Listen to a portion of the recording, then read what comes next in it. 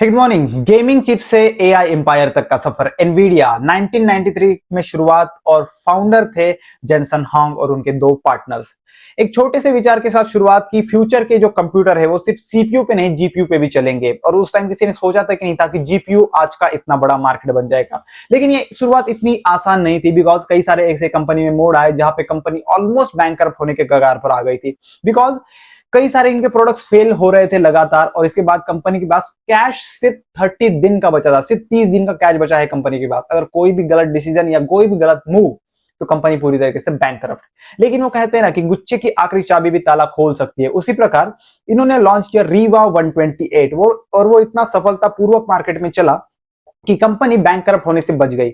और इसके बाद जब एनवीडिया प्रोग्रेस होने लगी तो ये यहाँ पे रुकने का नाम ही नहीं लिया इन्होंने जी फोर्स जीपीयू लॉन्च किए और गेमिंग मार्केट कैप्चर कर लिया। और सबसे बड़ा मूव तो इनको लिए 2006 में आया, जब इन्होंने सीयूडीए प्लेटफॉर्म लॉन्च किया। अब ये सीयूडीए प्लेटफॉर्म क्या है? सीयूडीए प्लेटफॉर्म जहां पे डेवलपर्स जीपीयू को प्रोग्राम कर पाते थे। और उस समय लोग समझ नहीं पाए कि ये इतना बड़ा मॉड बन जाएगा। लेकिन एनवीडिया रुकने का नाम ही नहीं ले रहा था, बिकॉज इन्होंने जब मार्केट में एआई का रिवोल्यूशन आया 2012 से 2022, तब साइंटिस्ट ने डिस्कवर किया कि हमारे एआई मॉडल्स को ट्रेन करने के लिए सबसे बेस्ट है जीपीयू। बिकॉज इसमें हाई पावर कंप्यूटिंग है, फास्ट प्रोसेसिंग है और मैसिव स्केलेबिलिटी है। तो इसलिए जीपीयू बहुत जरूरी था।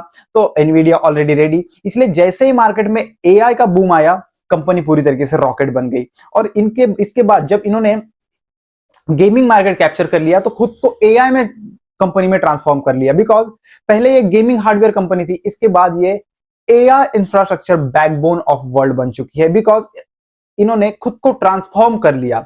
और इनके रेवेन्यू मॉडल की बात करें तो data centre GPU, AI chipset है, क्लाउड कंप्यूटिंग है, सॉफ्टवेयर इकोसिस्टम से ये पैसा कमाते हैं। और रही बात इनकी बिजनेस स्ट्रेटजी की, तो जेनसन हांग ने 4 स्ट्रेटजी यूज की। सबसे पहली थी हार्डवेयर सॉफ्टवेयर प्लेटफॉर्म को कंट्रोल कर लिया, डेवलपर को सीयूडीए से लॉक कर दिया, फ्यूचर पे अर्ली इन्वेस्टमेंट। और जब अपनी पोजीशनिंग की मार्केट में तो बहुत प्रीमियम तरीके से, चीप नहीं बेस्ट तरीके से।